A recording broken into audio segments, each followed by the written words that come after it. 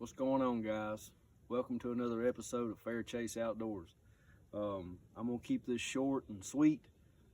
Today we're out here. It's in March. We're out on public land down in Alabama on the National Forest. I'm going to do a little postseason scouting. In my opinion, this is the best time to scout. You don't have to worry about the snakes. You don't have to worry about the heat. You know, you're getting to look at the lay of the land, exactly how it's going to look while you're hunting, such as gun season or maybe possibly even bow season, you know. So I like to scout postseason, but I'd like to show y'all a couple tips and tricks that I've learned along the years. I've been hunting public land, before it was cool to hunt public land, probably close to 10 years ago. And I hunted private land my entire life. And one year in particular, I just got a wild hair. I'd like to try something different. I'd like to challenge myself a little bit more, something than just doing the same old hunting private land. I decided to hunt public land, boy, and I got a reality check real quick. I'm not near as good of a hunter as I thought I was. So maybe I'd, show y'all a couple tips and tricks that I've learned hunting public land today. We're going to be using the e-bike. We're going to be bouncing around spot to spot. The e-bikes are really nice at doing that. You can kind of just park your truck somewhere and just take off and go. But maybe you can pick up a couple tricks and tips, maybe learn a few things today. But anyways, guys, I'm going to quit talking and we're going to get to it. All right, so I'm at my first location for the day. This is a turnaround area off a secondary road. This is where I bow hunted last year a couple times. I saw a couple little subordinate bucks. I saw a couple does. I only hunted I think twice, but there was a fire break that goes down through here, and normally in gun season I would not even blink an eye at hunting this. It's way too easy for people just to pull their truck right up here, get out the truck and go hunt. I wouldn't even consider a gun hunting it, but in bow season, not many people come up here. So I did bow hunt it a few times before the pressure really became a big concern in gun season. But I was going to show y'all one of the spots that I bow hunted. I'm walking down this little fire break.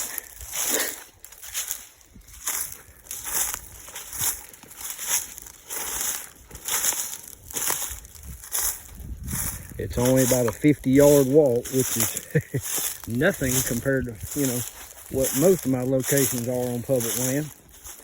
But I hunted, let's see, what tree did I hunt? I hunted this tree right here, as a matter of fact. So you got a little bit of security cover back here, not much at all, not much for a mature buck. A mature buck wouldn't really come through here. But you have a natural, I don't know if you can see it with a camera, but you've got a natural saddle that comes through here, and it goes back through there, and there's a bedding area up here at the top of that ridge, about 100, maybe 150 yards. Well, there's a natural funnel that the deer come from that bedding area and come down through here and browse and travel through the saddle right here, and then keep going. The property line's right over there. But there is a white oak right there. There is, let's see, there's a white oak right there. There's more white oaks. Let me find them. Hang on. I ain't been in here in a while. There's another white oak about 50 yards that ways. Let's see. There's another white oak right there about 50 yards. It's out of bow range. But the point being is, you have a natural saddle, a horseshoe right here where they'll travel, and then you have white oaks within reasonable shooting distance with a bow that you could kill a deer. Now, again, it being this close to a turnaround spot, I would not even consider hunting this in gun season. One, because the foliage will be down like it is right now. You see how open it is. And two, the pressure. Any old Billy or Sam can come up here in their truck, park their truck, get out and hunt right here. So in bow season, there's a lot more foliage up, and it's a lot more security cover oriented. And the deer will feel comfortable moving through here. But anyways, let's move on to our next spot.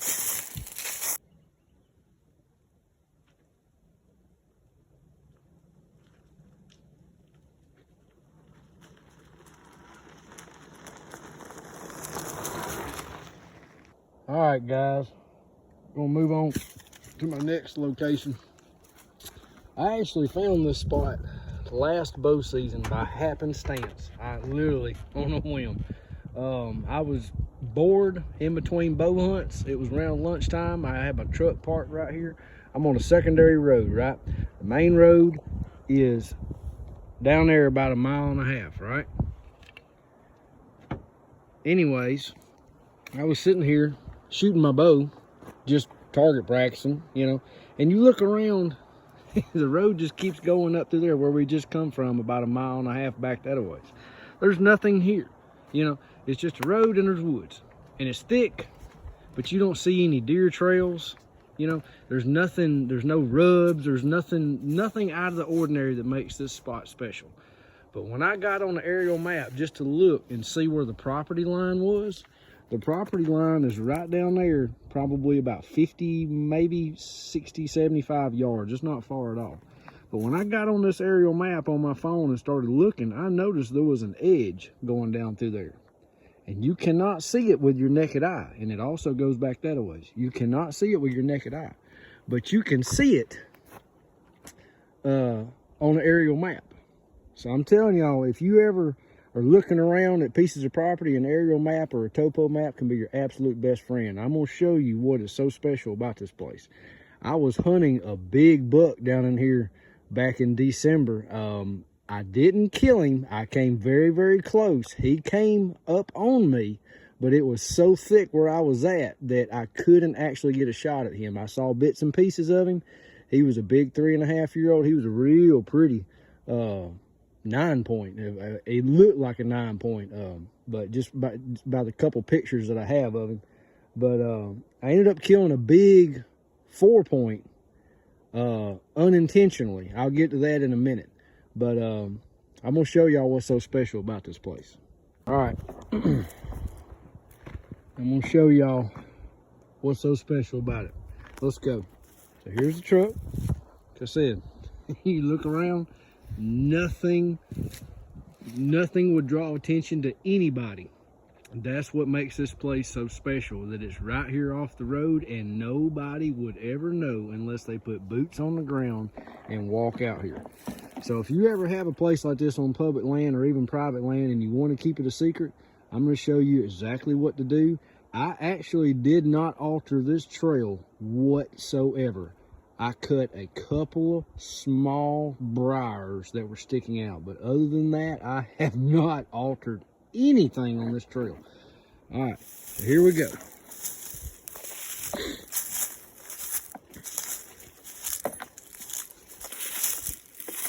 This is all a 100% deer trail. 100%. Now you see, the truck is right there, and the trail is already starting to turn and go with the same path as the road. If you ever do make a trail, say on private land, that is the best thing I could ever tell you. Don't cut a trail going straight off out in the woods. Cut a trail a couple yards in to know where to turn, and then turn the trail either this way or that way, is going the same way as the road, and that will conceal your trail where other people won't know about. Deer naturally did this. I didn't do this. So normally I park my, I've only hunted this a few times, but I'll park my e-bike right here where it's secluded from the road. The road's just 25 yards over there, but you cannot see it. All right, come through here and it turns and starts going deeper off in the woods. Look at it. Can you see the trail? Can you see that deer trail? Here we go.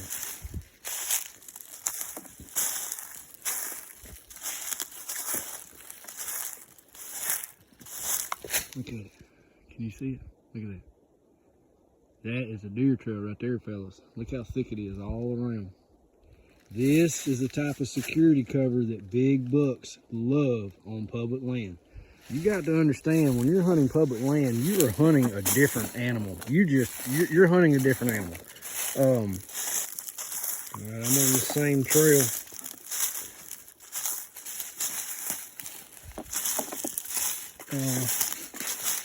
kind of coming up on my location. I've got about another 100 yards to go. But I was going to show y'all a potential bow hunting location in bow season. You see how it opens up a little bit right here? But it's still really, really thick.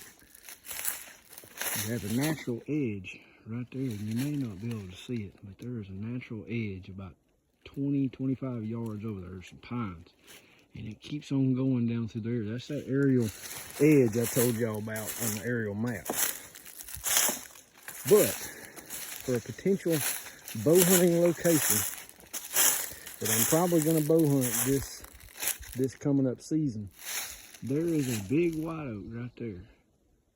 All right, now you've got a natural edge that comes down through here about, 20, 25 yards away, and it goes all the way back up that a ways towards the road where the property line is. So it's a natural edge that the deer like to use. And they'll come down through here, and then you have more open hardwoods out through there, but it's still thick. Now, when I was hunting this buck this past wintertime, he had scrapes right at the bottom of this hill right here, where there's a little ditch right here, right up under this white oak. And he was visiting it every single day, but I couldn't catch him during daylight hours. I wasn't hunting him right here in daylight hours. He was visiting it after dark, because even as thick as it is right here, it doesn't have enough security cover, in my opinion, for a big enough buck to walk through. And that's why I wasn't seeing him during daylight. But for bow season, when there's not a lot of pressure and the foliage is up, a lone white oak tree next to all this security cover would be a really, really good spot to hunt for a mature buck, especially down in South Alabama.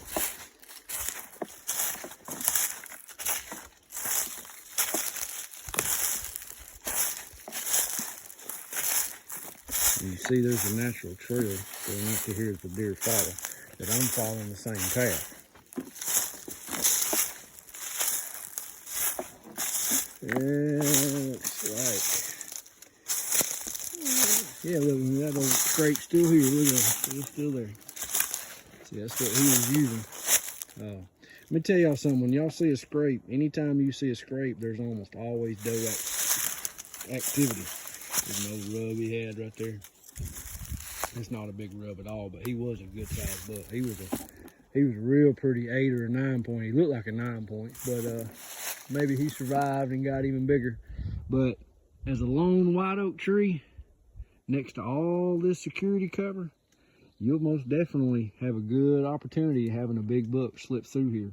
Look for areas like that. If you're out scouting for bow season, look for those lone white oak trees around all the security covers. Boy, you could potentially have yourself a gold mine if the conditions are right. And we're gonna move on. There's another scrape right there. Move on to where I was at. We got about another 75 yards to go.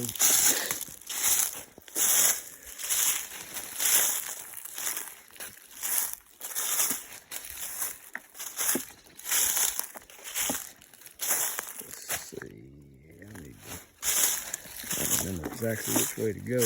Oh, that brings me to my next point.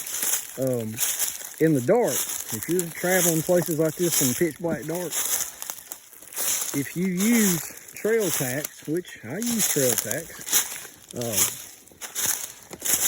this is completely up to you, but this is what I do to keep anybody who might see my trail tacks, who just happenstance just to walk up on them. I try to keep my tacks really low to the ground for two reasons.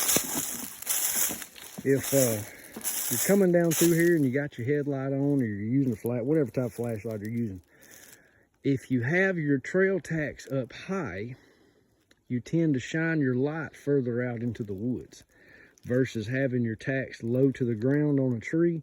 You keep your light low to the ground and you don't make yourself near as visible to other hunters or deer that's in the woods. See, there's one right there. See, I have it pretty low to the ground. That's only about 3 foot off the ground. And it really needs to be lower than that. But anyway, just a little tip for y'all. If you use trail tacks, try to keep them low to the ground. It may help you out a little bit. may not spook as many deer. And I've used a white light for years, but about the past 10, 15 years, I started using a red LED. The red LED, in my opinion, doesn't seem to spook the deer as much. I don't know if they can really see red, but it doesn't seem to spook them near as much as the white does.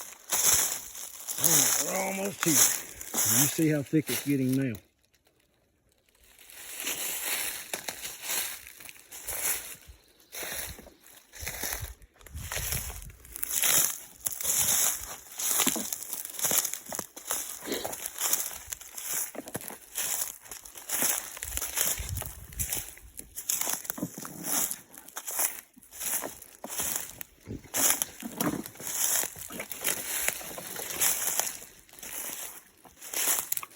Thick it is now. You can't always see nothing more than 30, 40 yards. This is the type of security cover that I focus on. This is the type of security cover where I will see deer all day long. This is a bedding area, yes. But, here, let me show y'all my ladder. Now see, I saddle hunt. There's my ladder. And it's only 20 foot high. I use a ladder. Still got a camera out.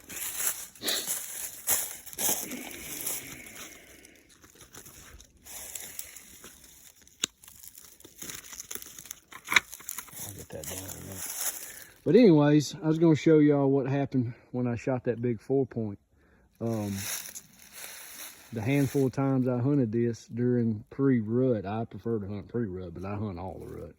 But my favorite time is a pre-rut because you still have the bucks somewhat in a pattern.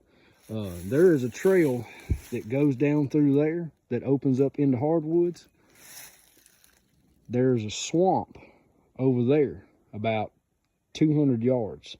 All right, so you have another edge that I was telling y'all about that goes all the way up to the property line, all the way up to where my truck is. So you have a trail that comes down through there, funnels right down, pretty much right where my finger is going, right here.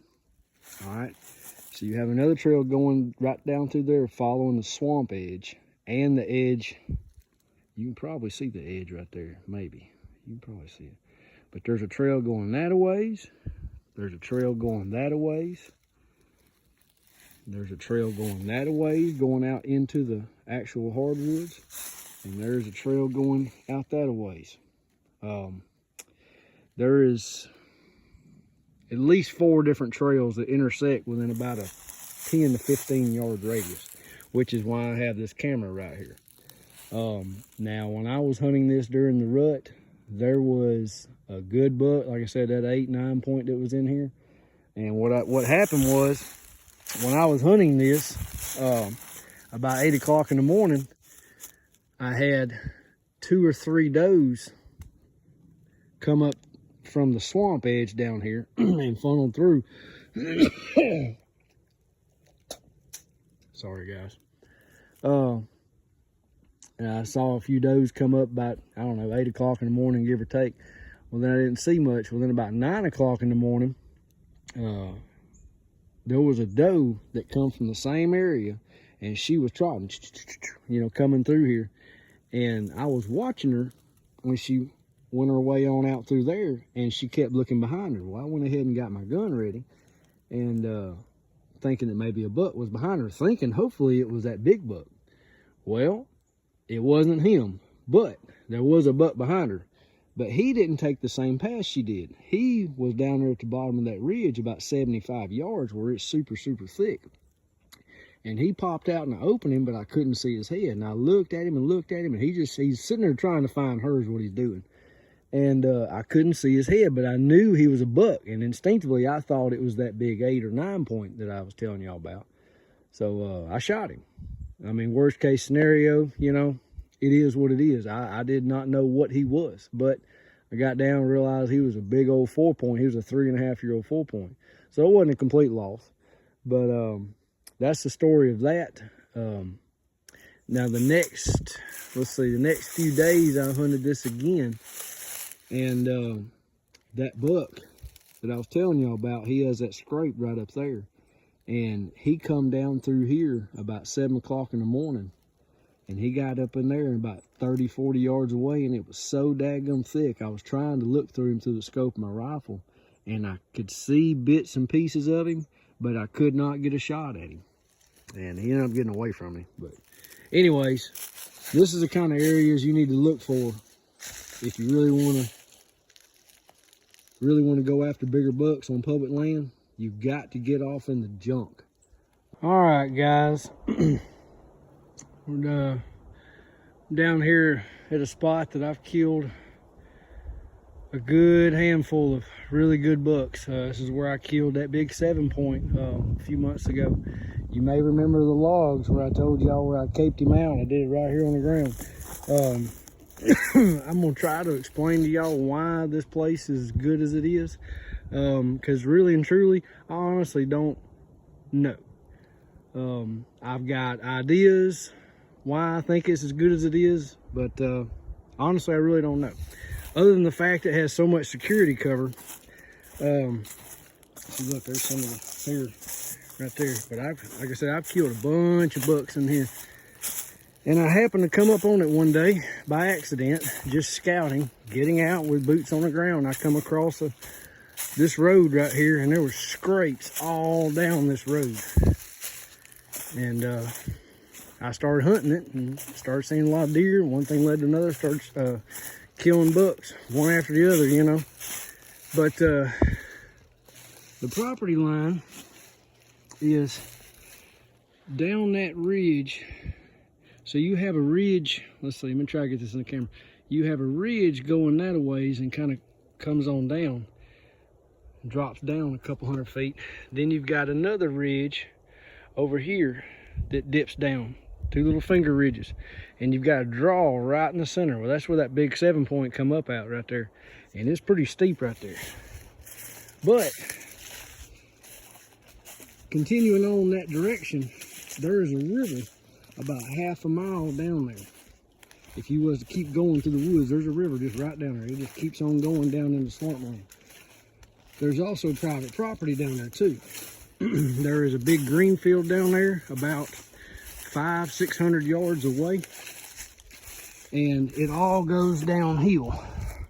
So the only thing I can figure is those deer are traveling that swamp bottom down there where that river is, and they're also hitting that big green field down there at night. So I hunt right over here about 75 yards on the side of this little ridge right here. And the only thing I can figure is those deer feed down there at night where it's open and they got that green field.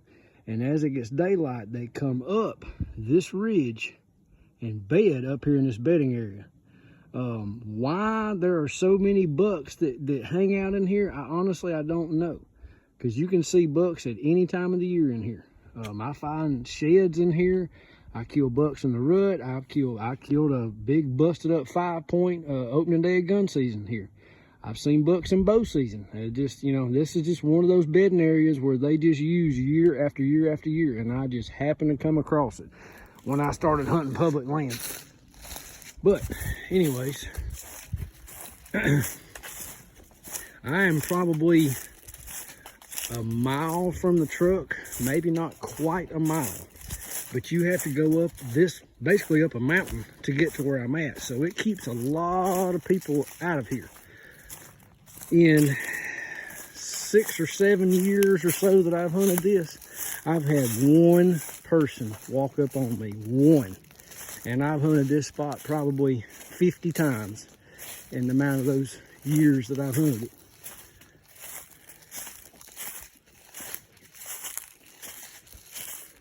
So, there's been some trees that have fallen. We had a storm come through here about a month ago. But you see I've got a camera right there. There is a trail right there.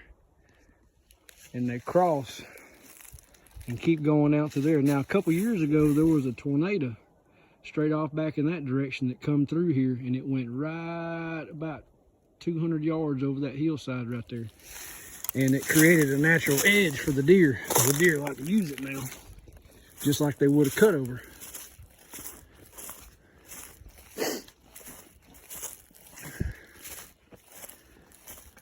So there is an annual, I guess, you know, that'd be the only thing I can think of, an annual buck trail. Bucks will use this year after year after year, going out through there, and it will go off up on top of that ridge or up on top of a mountain, but it keeps on going up a little higher, then it kind of levels off. They use that pretty much all year round.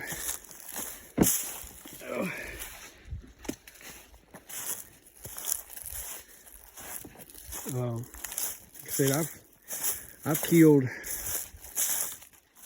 shoot, 2 or 3 7 points. I've killed 2 8 points. I've killed a 9 point here. I missed a really big buck one time in bow season. I got extremely unfortunate, missed him. But I think I've killed 1 doe in here, but I don't know how many does I've seen in here. So there's my ladder right there. And I keep it in here all year round. Nobody bothers it, you know. It's so far back here that it's not hurting anything. It's strapped to the tree, you know, it's just not hurting anything. But you see how thick it is. It is thick. And once you get up in that tree right there, 25 feet up, you can see, you know, a couple 100 yards that direction. You can see about 75 to maybe 100 yards that direction. A lot of the deer I see come from that ways. But I've killed a lot of bucks in all this thick junk right here. They'll put scrapes, and a lot of the does will bed up here on the very top of this ridge, and a lot of the bucks will put scrapes in there where you can't see them, where they can be secluded and they can check them during daylight hours. I've killed 2 or 3 bucks doing that right over in there. They'll come and check them scrapes during daylight and shoot them.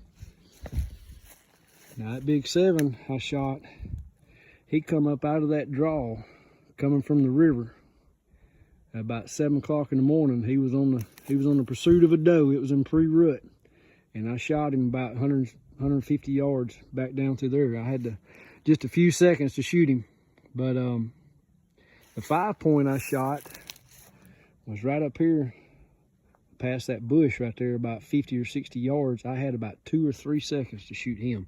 It was opening day of gun season. There wasn't much pressure, and he was just easing through. He crossed this road, and I literally, once he crossed the road, that was it. I wouldn't see him no more. I saw 1 main beam, and that was enough for me. I threw up my gun and shot. I had to shoot through a bunch of brush. I thought he was really bigger than what he was. He was a 2.5-year-old buck, but he had a whole beam broke off, and he just had 5 on one side. But I killed him, and then, like I said, I've killed a bunch of deer in this one spot. And you look around, and nothing looks special about it. And honestly, I don't truly know why the deer use it as much as they do. You know, you had that tornado that come through a couple years ago, but these deer were using this long before that tornado even come through. But you got that river down there, and you got this ridge that comes up, and you got a green field at the bottom of that hill. And the only thing I can think of is they feed at that green field at night, and then they meander their way back up this ridge right at daylight, right before daylight. And you'll catch them in here middle of the day, you know, just browsing through this bedding area. But yeah, that's probably one of the best spots I have on public land. And I never would have found it unless I was just got out and scouted. I never would have found it. I'd never known this place was here. You can look at stuff like this all day long on an aerial map, but until you put boots on the ground and come check something out, you're never gonna know. When I come in here that first day, there were scrapes going all down this road. Every 50, 60 feet, there was a scrape. Not that it really means that much to me. You know, you're not really probably going to see a whole lot of bucks checking them out on these roads in the middle of the day, but it tells you there's a lot of doe activity. And in the rut, if you can find the does, you can most certainly find the bucks. So there y'all have it. Good little spot right here. And nobody seems to come back here because it's so far away. And you got to climb up a daggum mountain to get to it. All right, guys. I'm in that same spot. I'm actually in this draw right now, and you can see how thick it is. I just meandered down through here just to look, see if I might find a couple sheds, but I didn't find any. But I got the ridge that I was telling you about just a minute ago. I got one right up here. You can kind of tell that it goes up. Well, I'm in a draw. Well, the ridge that I hunt is right up there about, I don't know, probably 100 yards at this point. But that buck that I shot a few months ago, that big 7-point, he was coming down this trail right here. And what I wanted to show y'all about security cover is this is the type of terrain that big bucks will feel comfortable moving in during daylight. When all the foliage is down, you know, all the pressure, all the gun hunting pressure, all the people pressure, everything that's been going on during gun season and season in general, you know, this is where pressured bucks like to travel during daylight. And places you can't see no more than 10, 15 yards in any direction. They don't get big and mature by being stupid. But anyway, enough of that. I'm gonna try to stay on the trail as much as I can because it's so thick. But that buck that I shot a couple months ago in December, he was traveling this trail, and when he finally come up out of all this junk, I had about 2 or 3 seconds to shoot him, but I heard him coming because he was making all kind of racket coming through here. And being about 75 yards away, I could hear him. And you can tell, all right, so it starts to go up. It starts to get pretty steep right here.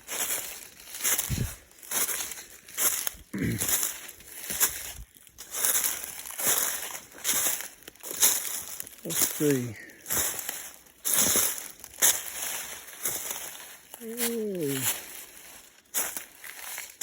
See if I know where the trail is.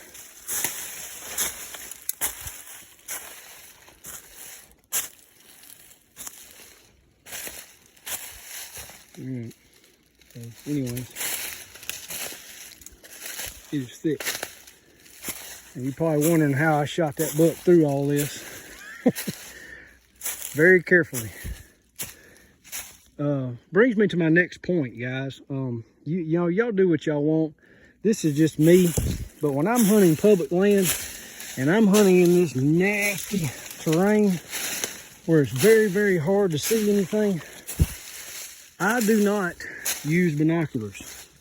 Now, I know that's going to be controversial to a lot of y'all, considering it's so hard to see anything. But I don't use binoculars because if I do see a deer, one, I know it's going to be a deer. And two, ooh, man, I'm tired. If I, give me just a second, guys. Going up this hill. If I see a deer and it's potentially a buck, I usually have just a few seconds to shoot before he's gone. That's exactly what happened with that buck I shot a couple months ago. He come up out of this draw, he was trotting, he went up this hill, and I had at most 5 seconds to shoot, and I couldn't even get him to stop. I had to shoot him when he was trotting. So he was on the move. If I would have had binoculars, I would have put my binoculars up, looked at him through the binoculars, made a decision if I was going to shoot him or not, put the binoculars down, get the rifle up on my shoulder, and by the time I got the rifle on my shoulder, he'd have been gone, long gone. That 5-point that I told y'all a minute ago that I shot back up there by my tree, if I would have used binoculars, never would have got a shot. I had about 2 or 3 seconds. He stepped out, I saw horns, he had a big body, boom, pulled the trigger. If I'd had binoculars, never would have got him. That big 4-point that I shot, that I thought was that big 8-point at the other location I was at, if I'd have been using binoculars, never would have had opportunity. He popped out an opening. I looked at him. He was a big body. And if I'd have been using binoculars, I wouldn't have got a shot out on him either. So, that's just, you know, an opinion of mine. Y'all do what y'all want. But that's why I don't use them. You know, you have a binoculars on your rifle. I know pointing at something with a rifle can be controversial. But if you're in the middle of the woods and all this thick junk, the chances of somebody standing there is almost zero, you know. And if you see something big and brown, you know it's a deer. I'm just saying, you know it's a deer. All right, guys. All right, so before I come up this draw, I'm in the same spot. I found this rub right here, and it could have been by the deer that I shot this past season. I don't know, but it probably wasn't. The deer I shot would have probably made a rub a lot higher. See, I'm kneeled down on my knee right here, and I'm pretty much eye leveled about right there.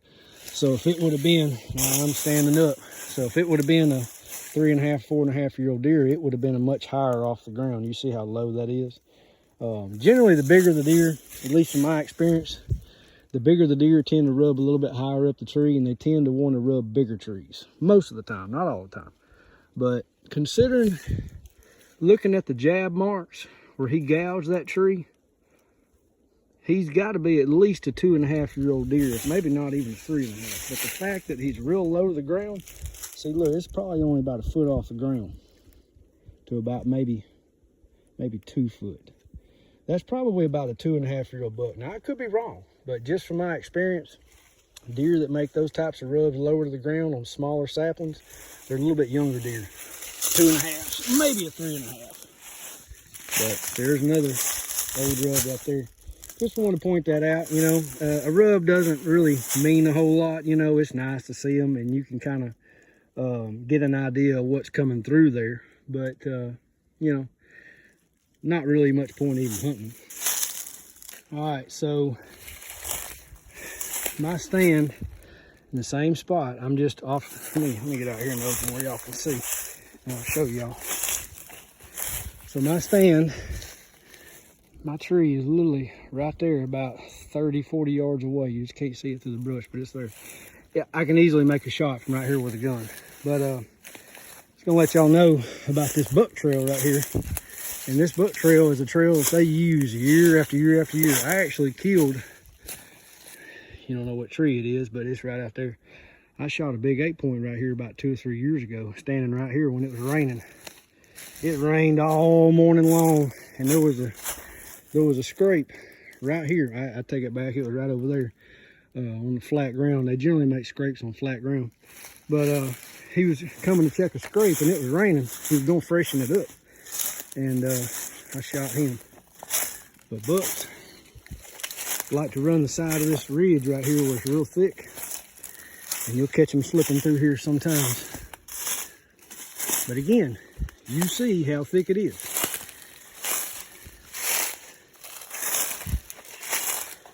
Focus on security cover. Let the hunting pressure work in your favor. When the pressure starts coming in hunting season, start focusing on bedding areas. That's just my opinion. If you focus on bedding areas, that's where they're at during the daytime. So I have to kneel down to even get back in here. I found a bunch of sheds in here over the years. Look at that trail. Look at that trail. There's another trail, buck trail. But I found a handful of sheds in here over the past few years, just walking these trails, because they use it so much, because it's security cover oriented. They feel comfortable during daylight. Look here, look, there's a shed right there. Look. He's small, but look at there. That actually looks like that's been here for a while, since last year. But yeah, that's what I'm telling y'all. They feel comfortable in here. He broke off. Little old 2.5-year-old deer. Look, he's been gnawed on. That's been here a while. It's been here since last year. But yeah, you'll find sheds, man. Get out in these bedding areas right here. Find places that are extremely thick and start there. Start scouting. Start looking. Go find some deer trails. Go figure out what they're doing. You know, that's the best I can tell you. Look for the security cover.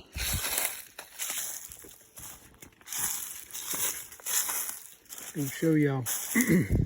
These are old, but these are from last rut. There's a scrape right there with a licking branch. And we're dead smack in the middle of the bedding area. And there's another scrape right there. You see how it, well, you might not be able to tell with the phone, but you can tell it's flat ground. They generally like making scrapes on flat ground. This one don't have, looks like he broke his licking branch off. But little open areas and bedding areas, there tends to be scrapes. You know, a lot of does and a lot of bucks will stay in here all day long. And I'm gonna walk this buck trail back towards my backpack that I got on the ground a couple 100 yards away.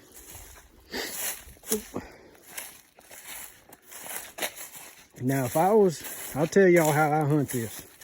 I don't actually come up inside in the interior of the bedding area and hunt. I can, but I don't. What I do is, when I hunt this spot over here, I will get up. I live an hour and a half away. So I will get up at about 2 o'clock in the morning, and I will drive the hour and a half.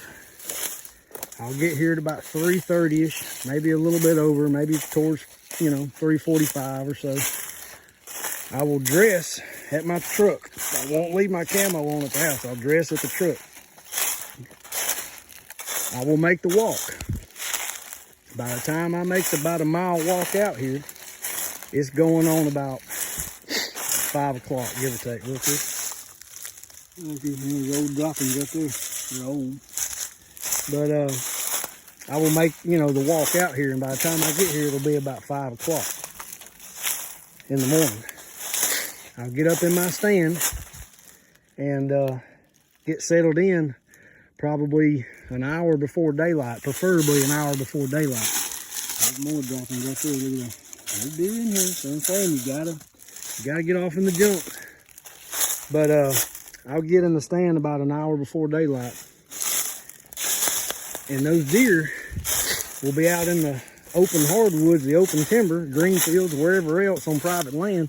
And as it starts to get daylight, they will transition to security cover, where they feel comfortable in daylight. And that is exactly where I'm at. I'm sitting there waiting on them. Let me get back in the tree. So I'm in here, settled down, an hour before daylight, before they even consider coming into the security cover, so you don't spook any deer. That's just how I do it. If you try to come in here right at daylight, a lot of times you'll spook the deer when you come in here, because they're already in here. But anyways, I just wanted to mention that.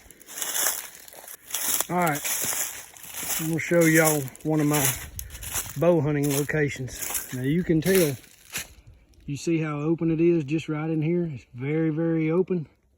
The odds of you seeing a mature buck come through here is almost slim to none.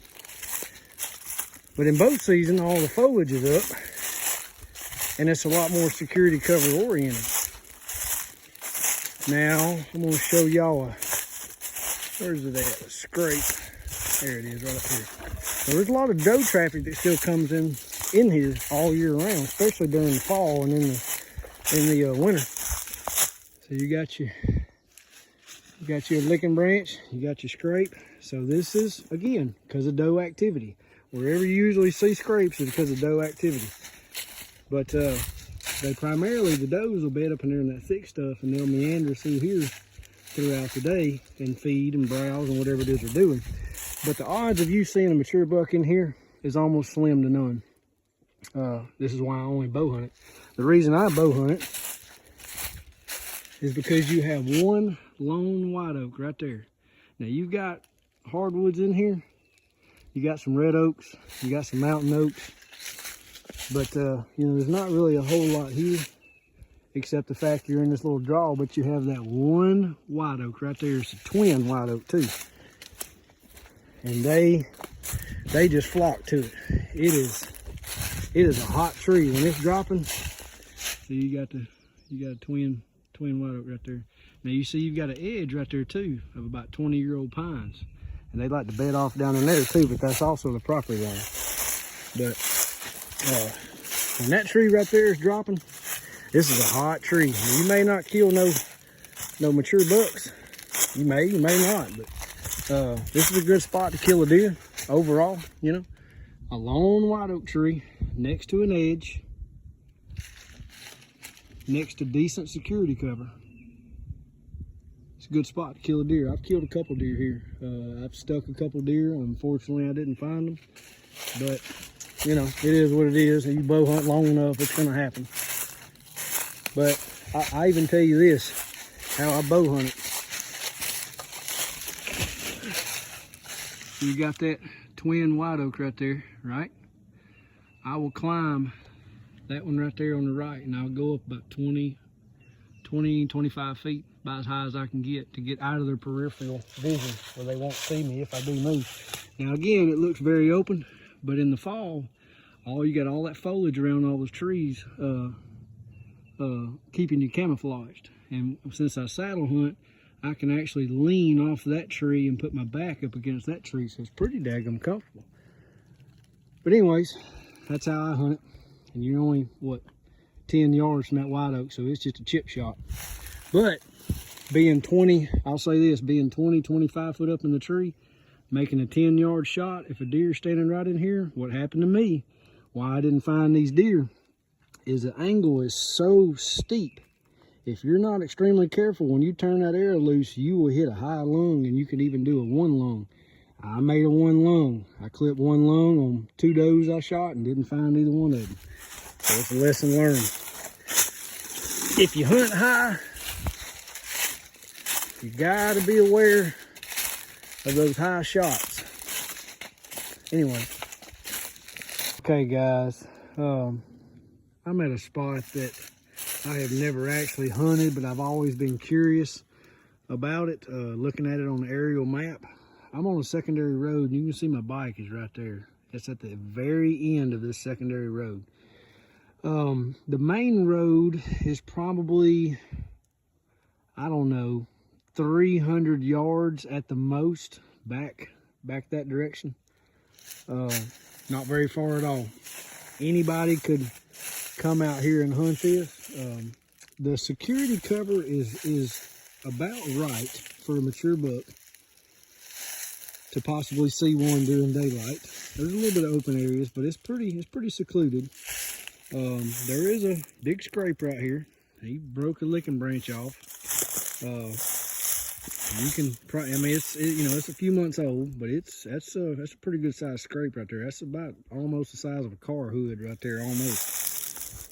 But the reason I wanted to show this was, if this spot was further away from the road, where, for example, say if I would have had to work harder to get here on my 2 legs, say if I would have had to crawl under a tree or go through some brush, or have to put in more effort to get back here, other than just walking on my 2 legs, walking straight back to this, I would probably hunt this.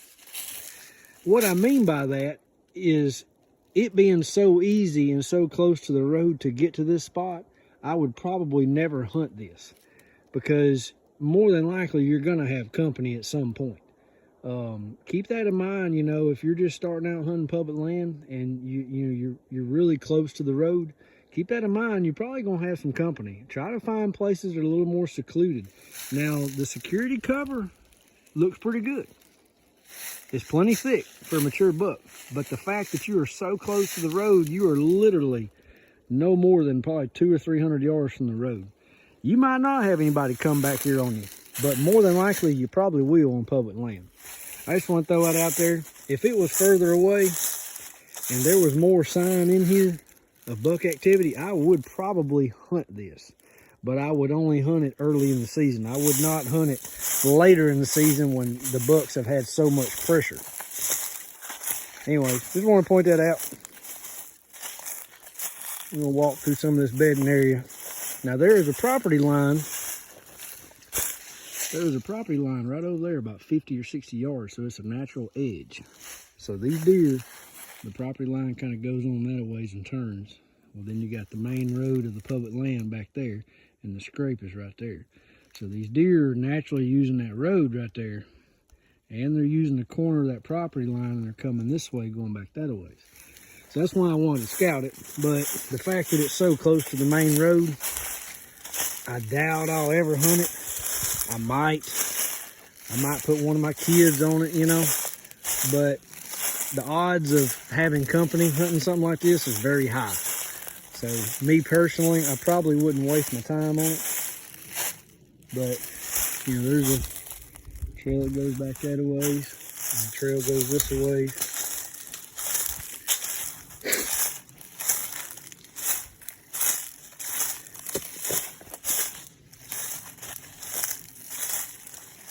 Now, if I come up on a location like this, the security cover's right, it's plenty thick enough, right? If I come up on a spot like this and it was very thick, very hard to get to, I had to cross over trees, had to go through briars, I had to get maybe on my hands and knees to get back here, oh, I'd most definitely hunt it. When you have to put in work to get to areas like that, you kick out 90% of the competition that would potentially come up on you. Because a lot of people, man, they're just lazy. You know, they don't want to put any effort. They want the easiest way possible. And by having a location where you can just stand straight up on your two legs and walk straight to it, more than likely you're going to have company. I'm just telling you from personal experience. Oop, I'm about to slip and fail. But it's another nice little bedding area right here. And that trail goes all the way down through there and keeps on going. But I might hunt it, but I doubt I will.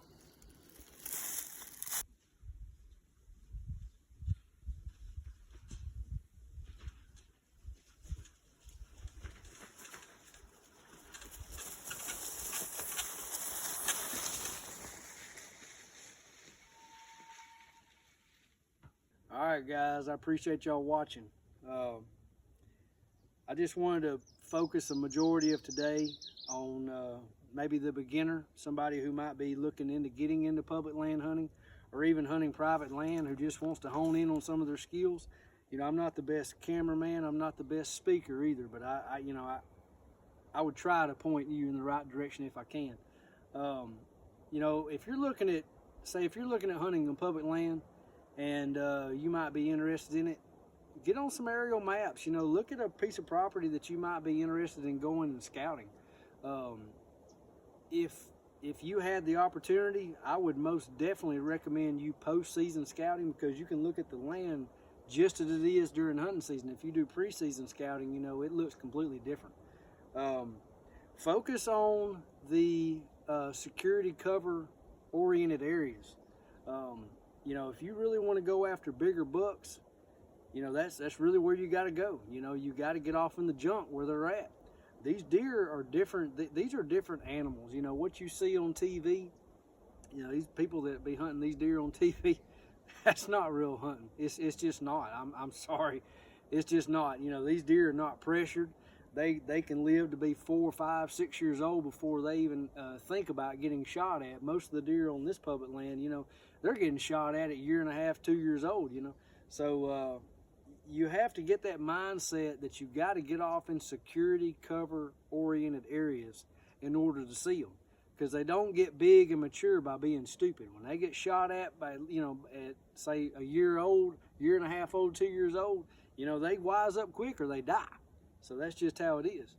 But you can, you know, you look at aerial maps at home when you get some free time like I do. You can look at a tract of land, say 1,000 acres, you know, on public land. You can rule out 80 to 90% of it just by looking at it on the aerial map and topo maps.